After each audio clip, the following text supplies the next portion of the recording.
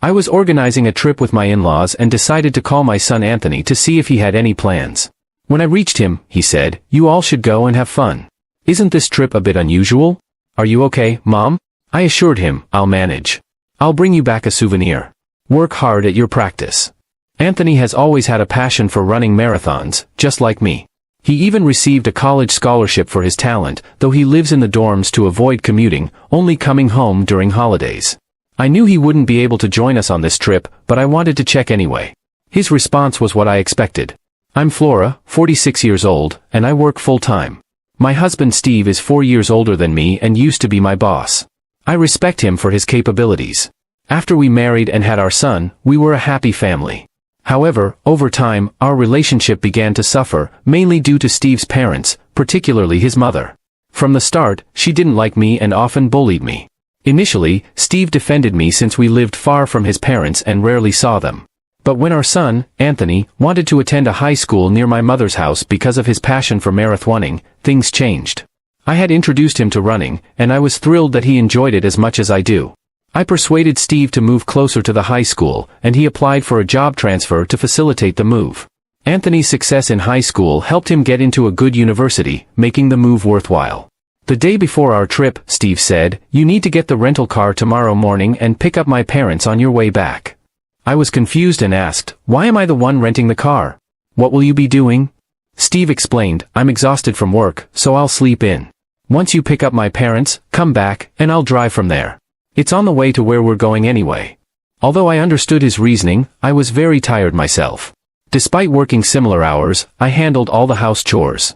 We used to share chores equally, but since moving closer to his parents, they started visiting often, which disrupted the balance. Steve's mother constantly disapproved of him doing any housework, insisting it was a wife's job. This led Steve to stop doing chores altogether, influenced heavily by his mother. Over time, Steve began to echo her views, and I found it increasingly challenging to address the issue. I am sometimes the breadwinner, but it felt futile to try to fix things, and I lacked the energy to even attempt it.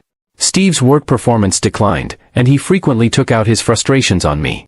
Arguing only led to more problems, so I decided to accept the situation as it was, believing it was the least stressful option. Though I considered divorce, I worried it might affect our son's chances of getting into college, so I set the idea aside. Instead, I started viewing my husband more like a pet than a person, which surprisingly reduced my stress. Eventually, I concluded that divorce wasn't worth the effort. I agreed to the trip because it was to a resort I loved. I knew I could enjoy myself even if it meant doing things alone. I was prepared to spend time separately from my in-laws and husband if necessary. My husband and father-in-law could both drive, so I figured it wouldn't be a problem. I played along with the notion that our dog was being demanding again, which Steve used as an excuse for me to handle the car rental. When I went to my in-laws' house to pick up the rental car, my mother-in-law criticized me for being late and said, "This car is too small. You should have rented a bigger one." I responded, "Well, it's better than your tiny car at least." I had bought the car myself for commuting to work, assuming it would primarily be mine. Steve used it without asking and showed his parents around in it. My mother-in-law's criticism about the car size, implying I could only afford a small one, annoyed me. I suggested using my father-in-law's car for the trip, but he didn't want anyone else driving it and refused to drive himself, so we rented a car. I wasn't consulted about this decision, and I ended up having to pick up the rental car and drive while they sat comfortably in the back seat. This made me want to tell them to arrange their own transportation. Despite Steve's promise to help with driving, he slept through the entire trip. My father-in-law refused to drive unless it was his car, leaving me to drive the whole way while Steve napped in the passenger seat. My father-in-law continuously criticized my driving, offering late suggestions and questioning my decisions at traffic lights. It was stressful, especially since he had been in many accidents and should have given up his license. My mother-in-law joined in with the criticism, which was frustrating because she couldn't drive herself. When we arrived at the resort, my husband finally woke up, tired from the day in the car. We followed my in-law's suggestion to relax at the hotel rather than engage in outside activities. I enjoyed unwinding by swimming in the pool and exploring the hotel grounds. After a delicious dinner and a relaxing spa visit, I returned to our room to find my husband already asleep. I wasn't sure what my in-laws were doing next door but assumed they were asleep as well. When I woke up the next morning, I found an unbelievable sight. My husband was gone, and his belongings were missing. I frantically searched the room and tried to contact my in-laws next door, but there was no answer. I was frantic. I tried calling my husband's phone, but it went straight to voicemail. I knocked on the door of my in-laws' room, but there was no response. I ran down to the front desk, hoping they might have seen something or could help me track down my husband, but they hadn't seen anyone leaving or anything out of the ordinary. My mind raced with worry and confusion. I was at a loss for what to do next. I knew I needed to find my husband and figure out where he had gone. As I was pacing around the lobby, my thoughts kept returning to the possibility that he had left without a word, but why? The more I thought about it, the more it seemed like something was seriously wrong. After a few hours of searching and waiting, my in-laws finally emerged from their room. I approached them, trying to stay calm despite my growing anxiety. I asked if they had seen anything or if they knew where Steve might have gone. My mother-in-law looked surprised and said they hadn't noticed anything unusual. My father-in-law seemed more detached, shrugging and saying he hadn't seen Steve since last night. With no other leads, I decided to check if there were any local police or security services that could assist in locating him. I was in a state of panic, and the resort staff, although sympathetic, were limited in their ability to help. I gave them a detailed description of Steve and his belongings, hoping that someone might have seen something. Hours passed, and my anxiety only grew. The idea that my husband had left without telling me or providing any explanation was both baffling and painful. It felt like he had vanished into thin air. I tried to think of any possible reason for his disappearance. Was there something I missed, something that could explain his actions? Eventually, I managed to get in touch with the local authorities. They promised to look into the situation and would let me know if they found any leads. In the meantime, I returned to our room, hoping that maybe Steve would come back on his own. As I waited, I couldn't help but reflect on everything that had led to this moment, the strain in my relationship with Steve, the ongoing issues with my in-laws, and the difficult dynamics we had been navigating. It felt like everything was coming to a head in the most unexpected and distressing way possible. The hours turned into a long, agonizing day, and as night fell, I still had no word from the authorities or any sign of Steve. My in-laws seemed to be as unsettled as I was, but their concern felt superficial compared to my own. I spent the night in a restless state, worrying about what might have happened and hoping for some resolution to this unsettling mystery. When I checked with the front desk, I found out that the others had already eaten breakfast an hour earlier than I had been informed. It felt like they had deliberately left me behind. To make matters worse, I had to cover the cost of the hotel checkout myself. Although my mother-in-law had offered to pay for our stay, it seemed that this was just a ploy. With no other option, I paid for both rooms and left the hotel, only to discover that there was no car waiting for me. While I was trying to figure out what to do next, my phone rang. It was my mother-in-law, asking where I was. Confused, I inquired why they hadn't left together from the start. She casually replied that she thought I had shown interest in joining them because I mentioned wanting to visit the resort while watching TV with my husband. Normally, remembering such details would be endearing, but in this situation, it felt like a tactic to aggravate me. I had done most of the driving to get there, so why was I being reminded that I was essentially brought here by my mother-in-law, who neither drove nor contributed financially? Frustrated, I sighed and suggested that we go sightseeing as a family and head home afterward. My mother-in-law retorted that I could also do some sightseeing and then return, jokingly suggesting that I could run back since I was good at marathons. Her laughter only made me more exasperated. Demanding to speak to my husband, I asked my mother-in-law to put him on speakerphone. When Steve came on the line, he greeted me cheerfully and reminded me of the laundry that needed to be done by the next morning. Any warmth I had previously felt towards him vanished.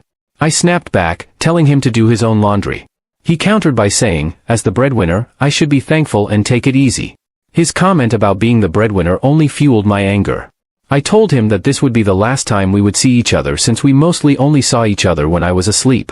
Puzzled, he asked what I meant, and I firmly stated that we needed to head back home today due to the laundry and house cleaning. I clarified that I was not going back and revealed that I would be filing for divorce. I reminded him of our conversation from 6 months ago when he had confessed his intention to marry his childhood friend and leave me. 6 months ago, I had sensed something was wrong and confronted my husband, who admitted he wanted to divorce me to marry his childhood friend, a single mother. Although he had given me pre-filled divorce papers, I couldn't bring myself to finalize the divorce.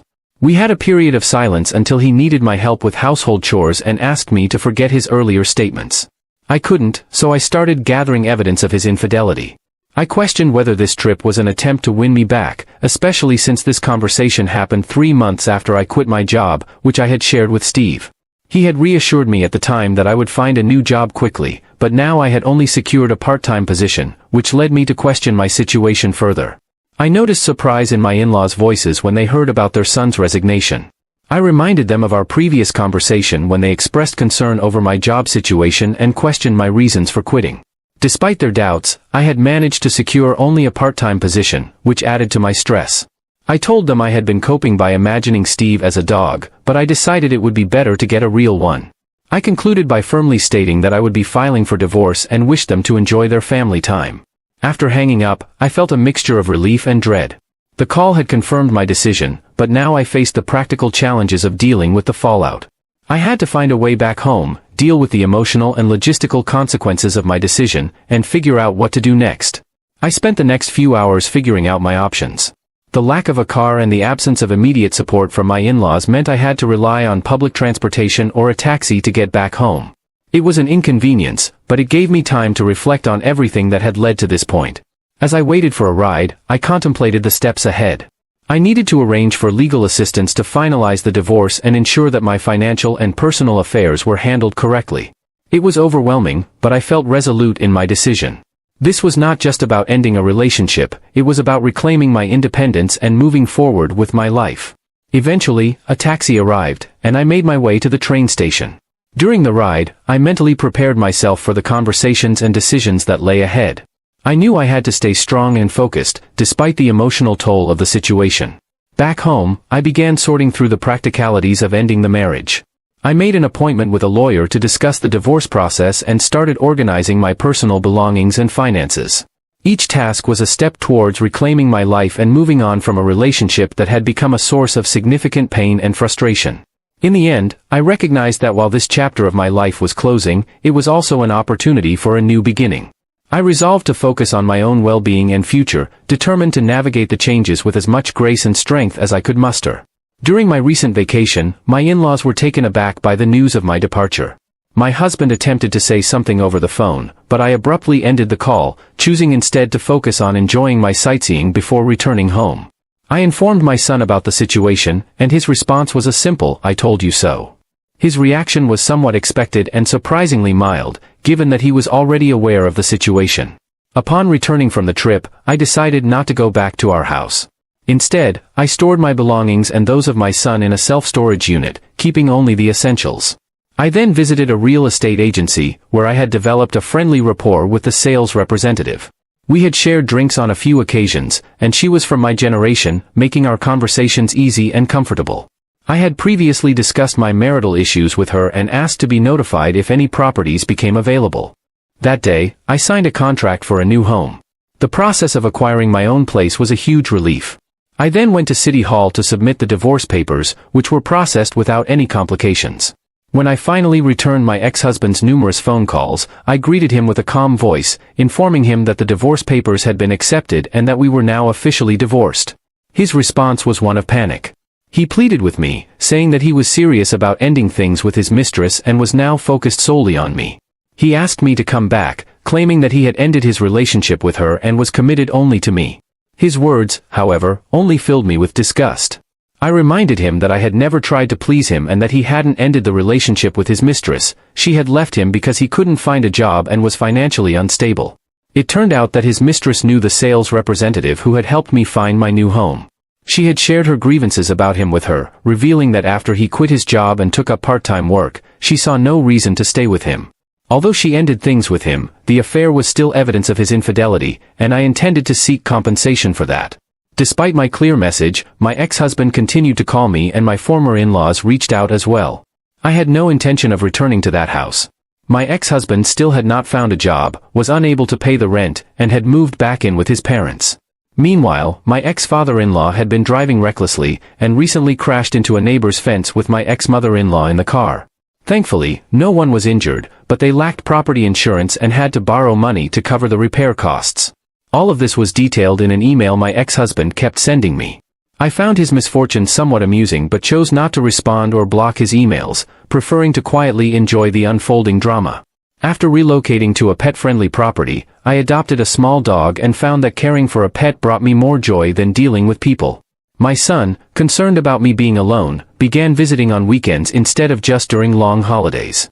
Each day now feels fulfilling, and I might visit that resort town again soon, enjoying a return to the activities I love.